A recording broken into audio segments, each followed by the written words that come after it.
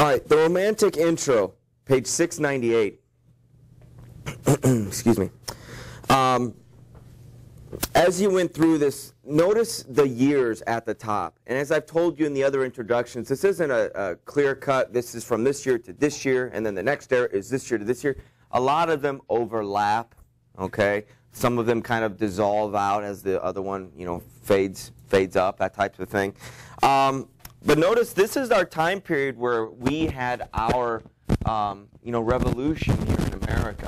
I think it helps me to some degree to think about what's going on in the rest of the world, or, you know, American-wise, at a certain time when I'm looking at history in another location.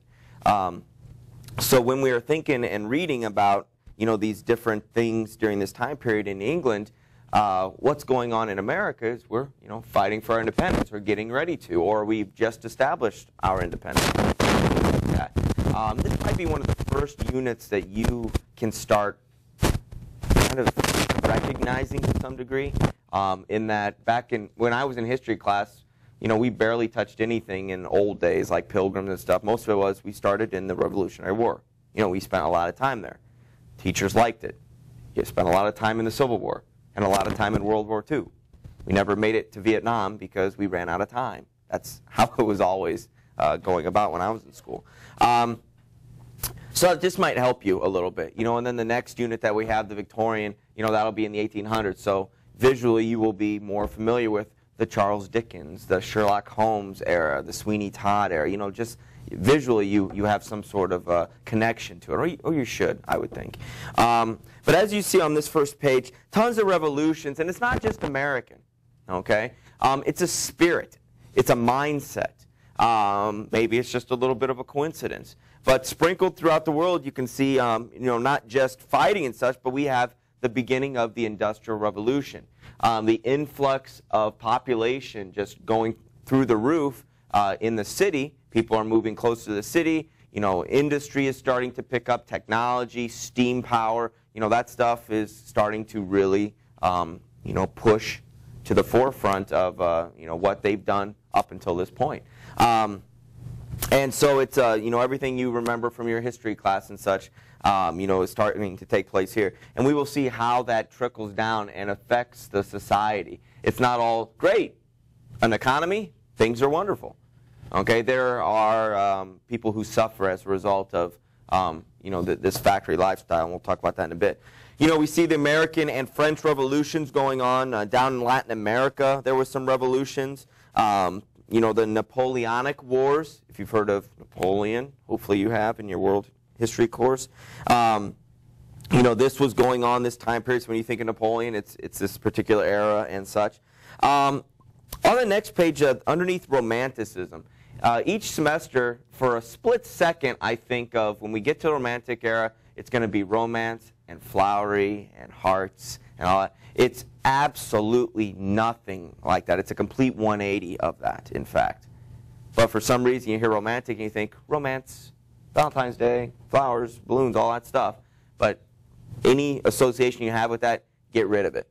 Okay, get rid of it. And you'll see in our examples that we read in the next few days that there's nothing flowery and pretty about them.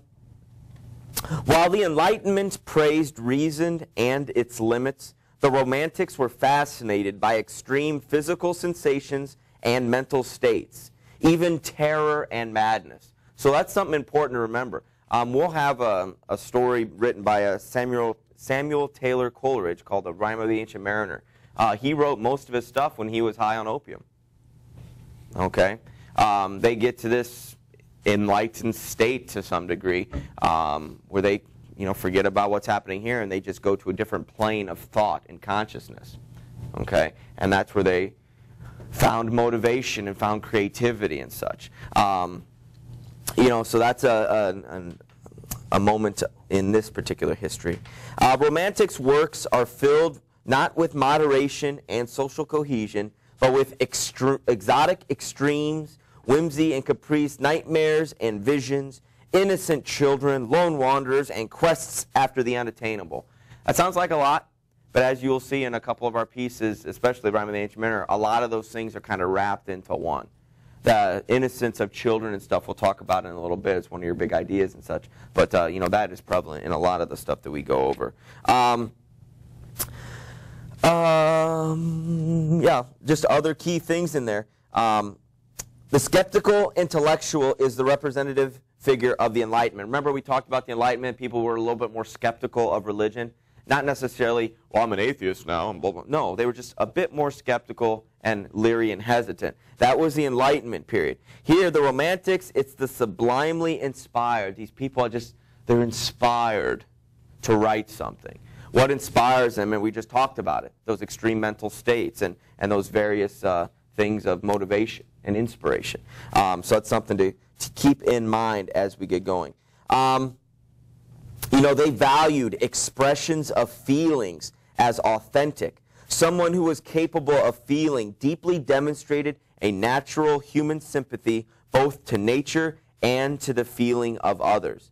Some other stuff, let's see. In Romanticism, nature is always active, vital, and spontaneous. So nature is very important here, and nature is includes just typical scenery and stuff, but it's especially the wilderness, an interest in the natural state of things and people. Okay, so when you think nature, you just might think, oh, the forest and stuff. Well, yes, it's that, but it's just the wildness, the untamed, and in an era where everything is starting to become industrialized, the nature aspect and the untamed and unindustrialized is really appealing to these people who like to make connections on different levels and such. Okay, so that's why you see nature sprinkled throughout here, and we'll talk about it as time goes on. Big idea 1, 2, and 3. The stirrings of rebellion. Here's a little bit more in greater detail about the state of nature that I was just talking about. The people's sensibility and emotions. Other things that pushed people was their imagination. Okay, sometimes it was nightmarish visions. Okay, very dark.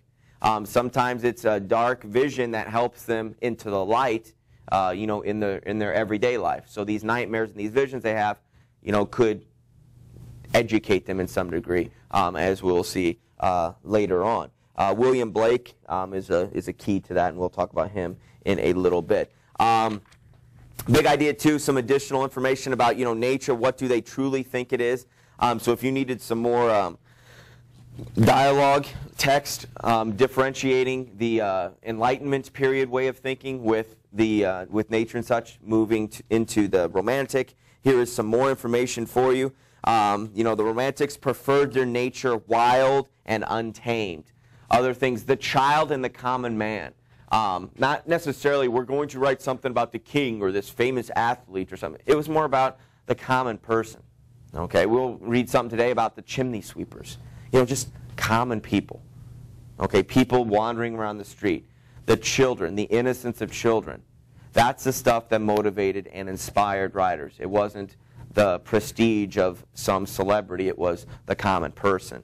So the wildness of nature. Are you kind of seeing a theme to what pushes these people? That's what you have to remember, especially when you're keeping your eras straight. Dreams and nightmares. This is the era of Frankenstein. Mary Shelley wrote Frankenstein.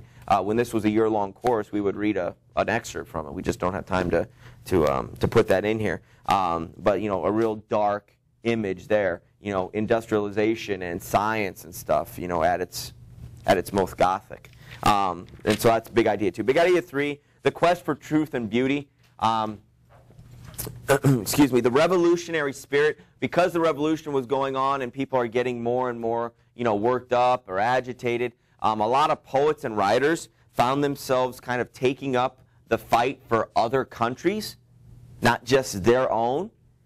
For example, there were a few individuals, and we'll read about them, but a few individuals who were so into, the Greek and into the Roman, they were so influenced by those works and the thinkers of various countries that when those countries were having some sort of war or uprising, these individuals would go to that country because it had influenced them so much and created these strong feelings within them, and they go and fight. And that's that revolutionary spirit, the mankind, and all of that stuff rolled up into one. So So you definitely find that in this particular era.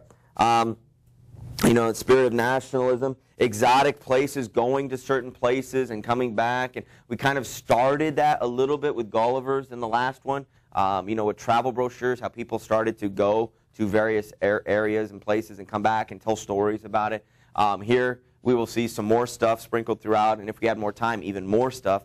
But you know, those were things that motivated them and challenged them and enticed them to do some writing and be motivated by that. So take some time to look over those big ideas. You know, we didn't spend as much time in the Enlightenment era as I would have liked.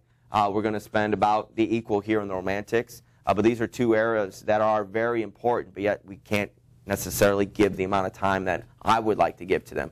And they are just as important. Even though we spend a lot of time with the Anglo-Saxon, okay, this stuff is just as important as that introductory stuff on tests and final exams. So make sure your notes you know, have this stuff and have it in a way that's easy for you to remember. Okay?